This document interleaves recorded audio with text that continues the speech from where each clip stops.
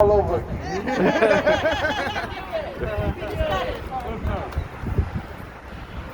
Okay. On Tuesday morning, after the burning and everything, I was watching the news, getting up, going to work. Back to the protest, and I had saw where they had blamed everything on Black Lives Matter, because it was our protest. So everything always get blamed on Black Lives Matter. So I got in the car and I ran out there, and in Kenosha, we started a march at 12 o'clock that afternoon. And like I said, when I march, I'm in the front. So if I'm in the front with the bullhorn, I can't get people behind me, right? I can't see behind me, and I can get stuck or anything like that. So the people behind me were Anthony Huber was one on a skateboard. He chose to be behind me, and so that was my bodyguard for the day. So we did about 3 or 4 protests through Kenosha on the on the shooting of Jacob Blake. And that night at 8 o'clock, we disbanded the march because we had women and children, and the police was really attacking the crowd by shooting tear gas and rubber bullets. I think my battery's going out.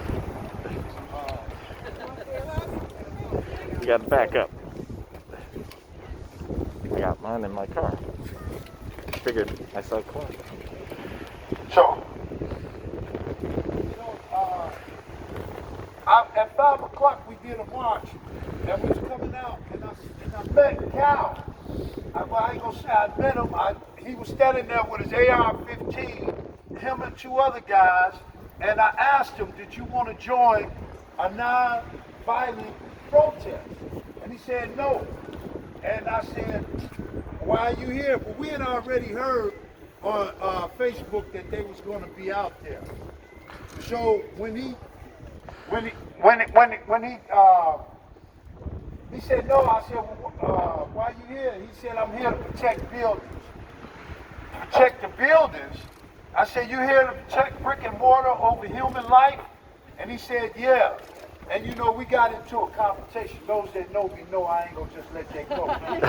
So we got into a confrontation while he was standing there with an AR-15 on him. He could have shot me right there, but I put my life on the line daily for justice. So I turned around, and the guys that was behind me, it was about 100 of us going out to march. They moved me so I could keep the march going. And that night, we disbanded the march at 8 o'clock. We was peaceful, non-violent, and we disbanded the march. It was a hot day, so people went camped out at the park because we were demanding justice. And they camped out in the park, and I guess they did another protest, which they did. They did another protest, and of course the police started shooting tear gas and rubber bullets at us, and so I left.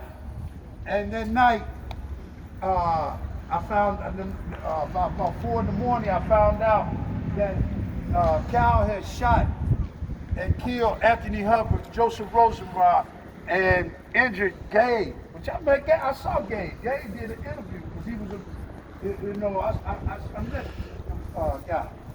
Actually, Joseph Rosenblatt was a medic out there. And I'm not sure if it was him, but on Monday I got shot with tear gas, and I couldn't drive home. I couldn't do nothing. I had to lay out in the middle of the street, and he came and put some stuff in my eyes, till my eyes got right so we could drive again. But this is I found out that the morning he came back to Antioch, Illinois. After shooting someone, I saw all the tapes, and I've been out to the juvenile center that he's been held at, and I think that, you know, if I shot and killed somebody, I would have been arrested. I would have been arrested. I'd have been already in Wisconsin. You would have been beat up in the jail cell. But I wouldn't be held in protected custody of the juvenile facility. Thing of it is that really got me was that 45 I don't call his name, Dump. Dump came all the way here to pat him on the back. This attorney is from Dump's administration. So Dump is saying that he's not paying for his attorney, but we know the money is coming around, and it was like a pat on the back when he came to Kenosha. So we need to send this problem back over to Wisconsin, have him charged as an adult, because he did some adult stuff. I don't want to hear no mental illness. He knew what he was doing.